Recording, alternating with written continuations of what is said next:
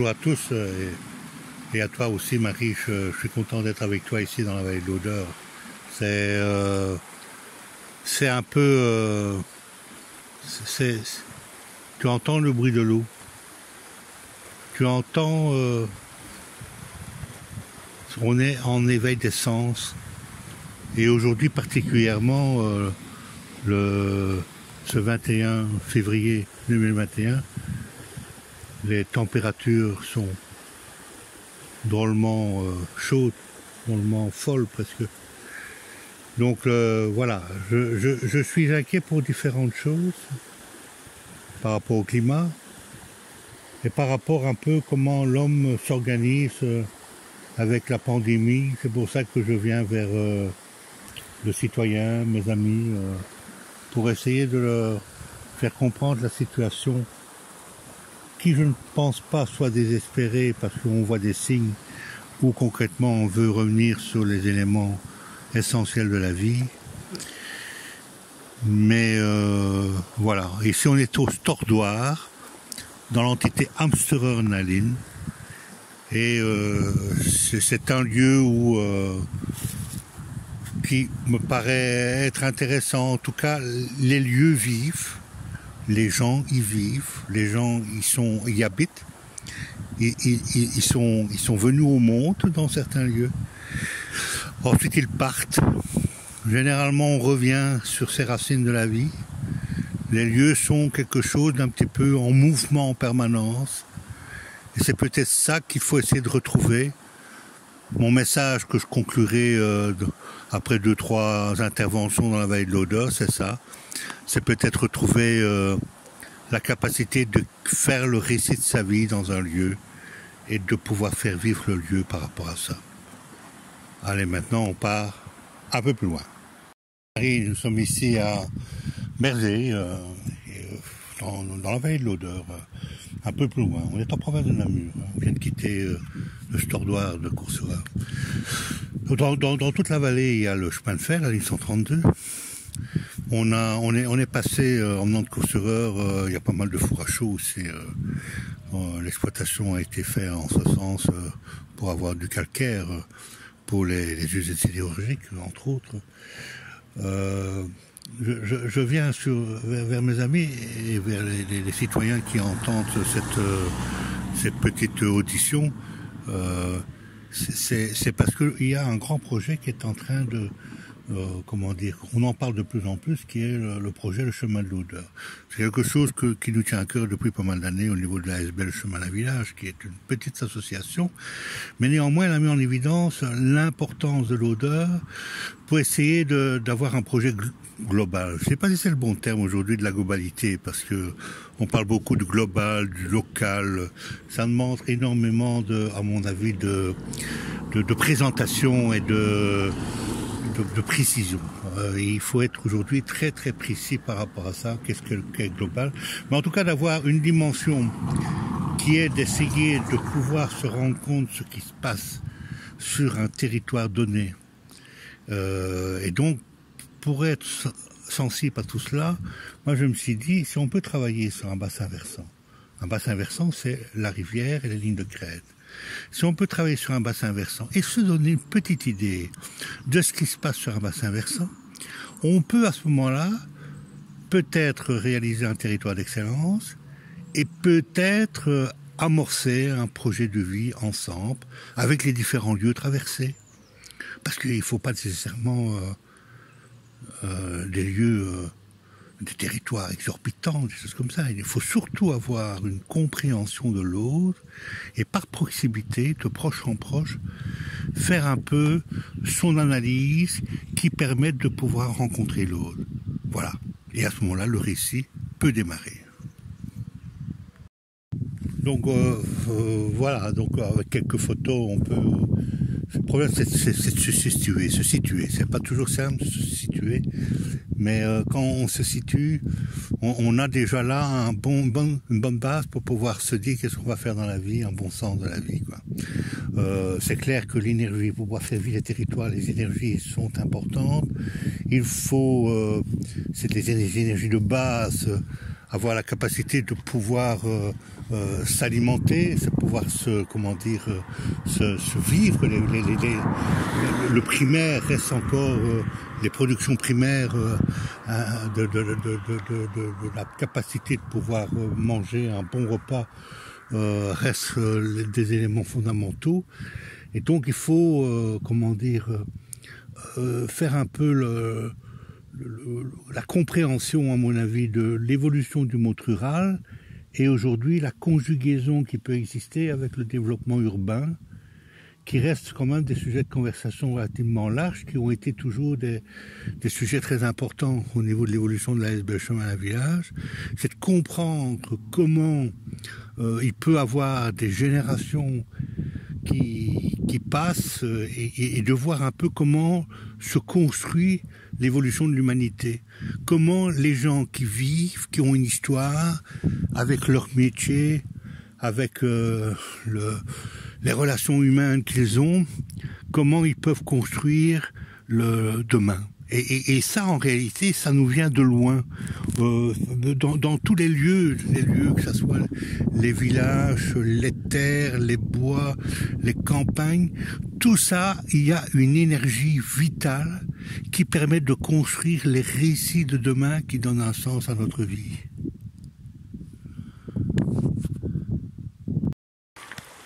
Ici, c'est Prix-les-Walcourt. Prix-les-Walcourt, Marie. Prix près de Walcourt, de l'entité de Walcourt. Bon, l'entité de Walcourt est très large. C'est très large. Elle prend Clermont jusqu'à Igomzé. Et tu as toujours là ce bruit de l'odeur qui est là, omniprésent. C'est difficile de traduire ce que je ressens depuis pas mal d'années sur la vitalité de l'odeur. Certains me disent que c'est une femme. Certains me disent que concrètement c'est une mère. Elle a en tout cas quelque chose de mystérieux sur ce qu'elle nous apporte dans la vie de tous les jours. Et si on peut, la faiblesse de penser, si l'on peut, comme une dame à Marchand-au-Pont m'a dit un jour, que tous les jours elle allait voir le miroir de l'eau, qu'elle se regardait dans l'eau. Si on peut un jour avoir cette dimension-là, chacun d'entre nous, l'odeur va nous donner des informations, des messages. Elle est là, elle est presque intemporelle, parce que nous avons un cheminement, et ce cheminement-là, c'est pour ça que je disais tout à l'heure, de le faire de proche en proche, pour écouter cette nature qui est là, mais de ne pas fermer les portes d'un développement, peut-être même matériel, comme le met en évidence l'essayiste écrivain Bruno Latour. Aujourd'hui, je mettrai cela en évidence par écrit. Il faut... on est, comme je le disais tout à l'heure, dans des tournants où on ne pourra pas revenir en arrière par rapport à l'évolution de notre humanité. Il est temps maintenant de choisir des données qui vont permettre de proche en proche construire cette humanité qui va nous apporter cette joie de vivre. Donc cette joie de vivre, c'est un bonheur qui est un peu pérennisé. Parce que le bonheur, il faut savoir, c'est quelque chose de très éphémère.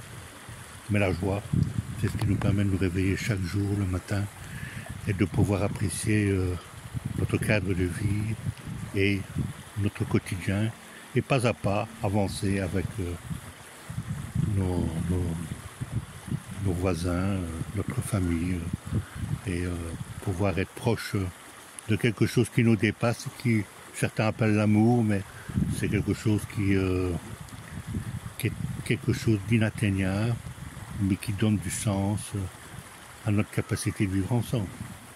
Voilà. Ben, tu vois, ici, Marie, on est sur le plateau de Tille-Château et on voit un peu justement le paysage. Le paysage qui est une dimension très intéressante, qui nous permet de peut-être de prendre un peu d'auteur précisément et de voir un peu comment l'homme a construit son environnement, car je suis complètement sûr que concrètement, avec les derniers écrits que j'ai et le dernier bouquin de Boris Cyrulnik sur les âmes et les saisons, je trouve que là maintenant nous ne pouvons pas, comme je le disais tout à l'heure, on arrive à la fin de cette petite retransmission, on arrive à l'essentiel à mon sens, où nous allons avoir la capacité de pouvoir mettre un peu d'ordre dans nos consciences. Le Charleroi Métropole, l'idée de marquer le territoire, de toute façon le territoire il est là par définition. Alors comment le faire vivre, comment donner du sens plus précisément, comme je l'ai indiqué tout à l'heure, en ce qui me concerne mon travail, plutôt sur le bassin versant de l'Odeur, qui me paraît déjà un territoire suffisamment pertinent afin de pouvoir dégager une réflexion d'excellence. Donc voilà, par après, ce sera une sorte d'extrapolation. C'est ce que je vais écrire dans les prochains récits que je vais mettre en évidence sur le territoire d'une région beaucoup plus vaste. Il faut entrer en relation avec justement les différentes personnes qui ont fait vivre le territoire, qui ont pu l'approcher avec différentes dimensions, afin d'amener ce territoire à une interpellation sur le commun des mortels, à qu'ils puissent prendre la plume pour engendrer leur propre récit. Je crois que c'est une des façons de pouvoir retrouver une dynamique de vivre ensemble et d'avoir des lieux qui fassent peut-être la synthèse de ces récits afin de trouver une cohérence de proche à proche sur l'évolution d'un bassin versant de la source de l'Odeur à son embouchure. Alors je te propose, pour pouvoir conclure, aller vers Montigny-Tilleul et le sentier de Lure que nous avons déjà réalisé avec le plan communal de développement de la nature. Il y a différentes pistes. Le grand projet, le chemin de l'Odeur, va être réalisé avec les lacs de l'Odeur et l'autre ASBL, le contrat divertissement Plafuyant. Donc cela, il y a deux avec les différents acteurs locaux. Je m'efforcerai de préciser un peu ce que je viens de dire sur l'importance du récit, de la parole, peut-être des dessins, de l'art, pour approcher cette dimension nature-culture que nous avons tant besoin. Je conclurai lors de mon dernier message sur le sentier de Lure, à Marchienne-au-Pont, à l'embouchure de l'Odeur et de la Sambre. Voilà, Marie. Après, on est descendu un peu ici sur le... On est à l'embouchure, à Marchienne-au-Pont, sur le pont de Châtelet. Et voilà, si on arrive ici à comprendre tout le cheminement de l'Odeur, de sa source à son embouchure, c'est ce que j'ai tenté simplement d'essayer de donner une piste, entrer en harmonie avec tout ça, essayer d'aller chercher sa richesse intérieure, son petit enfant intérieur. Quoi? La pleine conscience. La pleine conscience, non, on ne veut pas aller jusqu'à la pleine conscience. Prendre conscience qu'on fait partie d'un ensemble de choses, nature, matériel, du social, il y a tout ça fait que concrètement, voilà. Alors la ville a certainement énormément de choses à nous apporter dans l'interprétation de tout ça. En tout cas, je vais essayer de l'exprimer de différentes façons, à la recherche qui nous sommes, quoi. Qui tu es, qui nous sommes. Parce que dans le fond, c'est ça, c'est avoir l'expérience de la vie qui nous permet de nous révéler dans la vie de tous les jours. Moi, j'ai donné l'exemple du récit. Le récit, c'est pas n'importe quoi. Ça se travaille. J'ai la faiblesse de penser que travailler le récit, ça donne du sens aux uns et aux autres, du proche. Et avoir la dimension du bassin versant avec un peu de musique, de dessin, de littérature. Parce qu'il y a des gens qui ont été avant nous et ils ont Ils ont écrit des choses, je pense particulièrement à Jacques Véville qui a écrit des choses avec le chemin de l'eau, avec Val de Sampre. Je pense que ce sont des gens qui doivent être mis à l'honneur et au travers de leurs textes faire mouvement pour créer notre propre récit de vie, quoi. Voilà. On va encore un peu plus loin, on va aller voir le petit jardin là-bas en permaculture. Ensuite, on dira au revoir à la veille de l'odeur pour qu'elle puisse nous apporter pendant la nuit ou dans la vie de tous les jours la dimension humaine nécessaire à la construction de la vie. Merci. Ici, on est au jardin de la permaculture, à côté de la rue de l'Abattoir et la rue de la Guinguette. C'est géré, voilà, ça se développe, ça fait quelques années qu'ils sont là-dessus. On voit un petit peu naître un petit parc où on peut se ressourcer à côté de l'odeur avec le jardin. C'est un ensemble de choses. C'est ce qui est intéressant dans les différents projets.